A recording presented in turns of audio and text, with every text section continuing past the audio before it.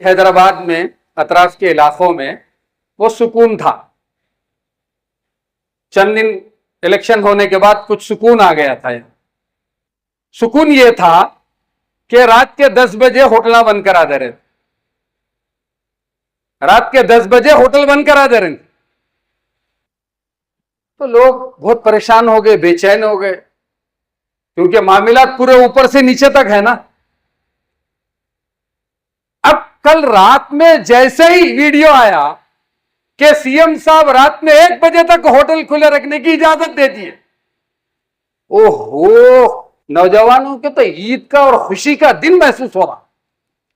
वो कौम जिस कौम को यह बताया गया कि फजर के बाद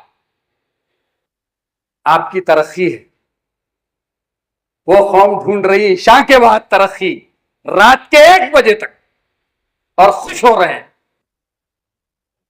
हमको तो चाहिए था कि हां यह इस्लामी तरीका है 10 बजे बंद करने का, बंद कर देना चाहिए। मसाइल हमारे ये नहीं है, मसाइल कुछ और है हमारे, लेकिन कौम इसमें खुश है कि रात के 1 बजे तक होटल खुली रह जाए, बस काफी है। और इबादत रात के 1 बजे तक कबूल हो जाएगी, बस ना फजर की जरूरत है ना फजर के बाद की जरूरत है। चलिए शुक्रिया अदा करते हैं सीएम साहब का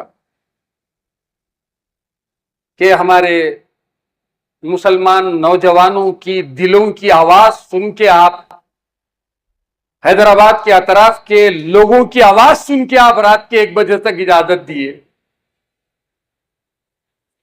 फिर आप एक तरफ रोकना चाहते हैं कत्ल और गारतगिरी, और आप एक तरफ रोकना चाहते हैं ड्रग माफिया को, और आप एक तरफ रोकना चाहते हैं गांजा बेचने वाले को, और फिर रात में 1 बजे तक खुला छोड़ रहे हैं। तो कैसे हालात संभल सकते हैं, गौर कीजिए।